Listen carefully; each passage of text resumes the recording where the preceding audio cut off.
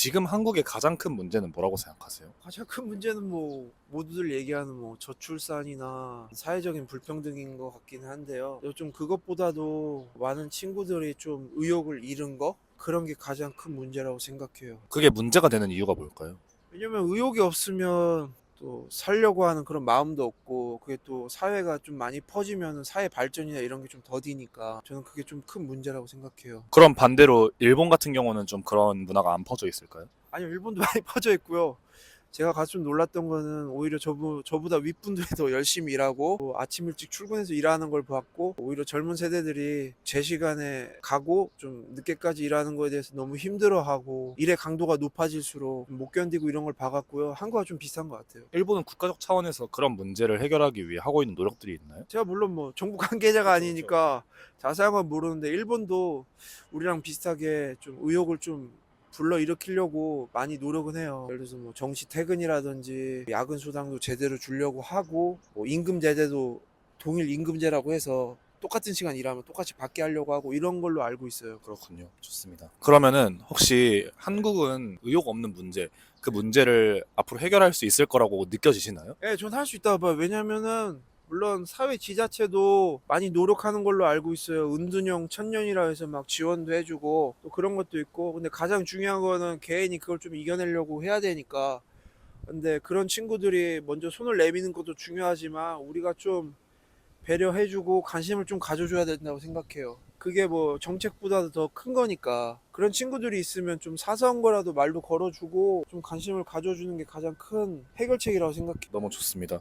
그러면은 혹시 태량님은 앞으로 한국이 좀 어떻게 변화했으면 좋겠나요? 우리는 분명히 역동적인 힘이 있고요. 또 우리나라 자체가 가진 힘이 많은데 그거를 많이 좀 못 펼쳤던 것 같아요. 왜냐면 외세 압력도 있고 그런 것도 있겠지만, 대신 우리가 내부적으로 하나가 된다면 더 많이 또 발전할 거라고 생각해요. 그냥 우리가 대통령제를 가진 나라이기 때문에 의견이 다양한 건 알겠지만 또 슬기롭게 극복한다면 전 충분히 우리나라가 할 수 있다고 봐요. 혹시 태량님 간단하게 먼저 자기소개를 해주실 수 있을까요? 제 이름은 베테랑이고요. 일본서 한 14년 정도 살았고요. 그리고 현재는 서울에 와서 미술 회사에서 미술 작품 관리하는 일로 일하고 있습니다. 좋습니다. 그러면은 혹시 일본에서 생활하면서 느낀 한국이란 나라는 어떤 나라인 것 같으세요? 우리나라는 되게 아이돌 문화가 발달되어 있고, 그리고 또 축구도 잘하고 올림픽도, 평창 올림픽도 잘하는 나라라고 이렇게 뭐 많이 들었는데, 우리나라가 되게 좀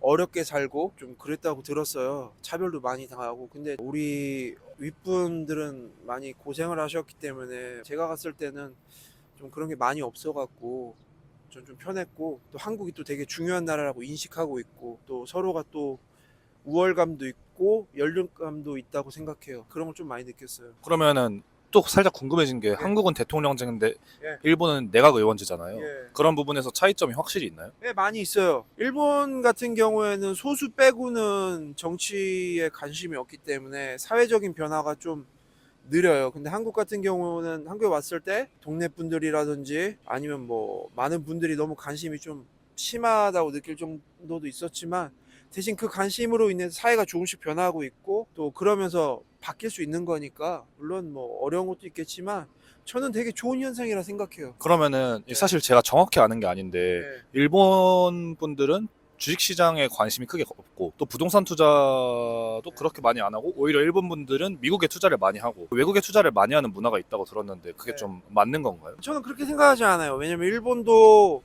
주식이나 부동산에 엄청 관심이 많은 나라고요. 예를 들어서 우리보다 먼저 버블 경제를 경험했기 때문에 그런 거에 대해 폐해를 더 많이 알고 있다 생각해요. 그래서 우리보다 좀 더 앞서 있는 부분이 있고, 저는 그 의견 좀 다르게 생각해요. 그렇군요.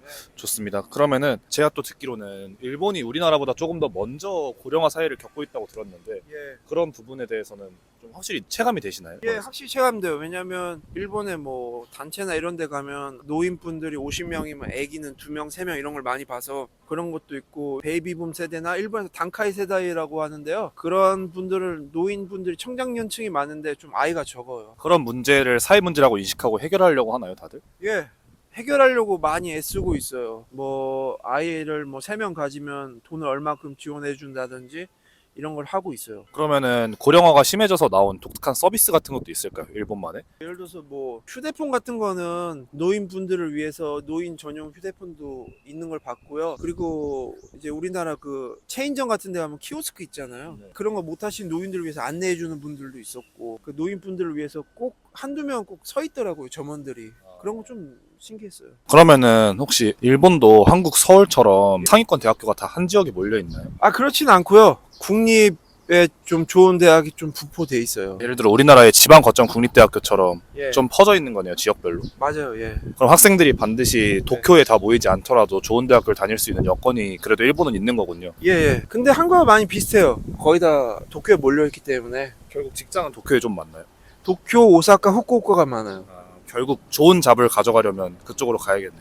그렇죠. 처음에는 거기서 시작해서 또 나중에 뻗어나가는 그런 느낌이니까. 좋습니다. 그러면은 준비된 것이 아닌 그냥 사소한 대화를 좀 나눠보려 하는데 물어보세요. 혹시 일본에서 보통 집을 구하면 어느 정도 가격대를 준비하고 가야 될까요? 보통 유학생들 같은 경우에는 5만엔에서 한 8만엔? 우리 돈으로 치면 한 40만 원에서 90만 원 사이? 그 정도였던 것 같아요. 좀 돈 있는 유학생들 경우에는 뭐 12만엔, 예를 들어서 뭐 100만 원에서 120만 원 사이에 사는 것도 봤고요. 물론 돈이 너무 없으면 게스트하우스나 쉐어하우스에 사는 것도 추천해요. 근데 거기 좀 너무 불편하니까. 그러면 혹시 식비 같은 경우는 어느 정도가 나오나요? 보통 외식 한번 한다고 하면. 일본 같은 경우에는 뭐 와리캉이라고 해서 다 같이 먹으면 좀 나눠내 갖고 그렇게 많이는 안 나왔는데요. 한 번 먹으면 800엔에서 1,500엔?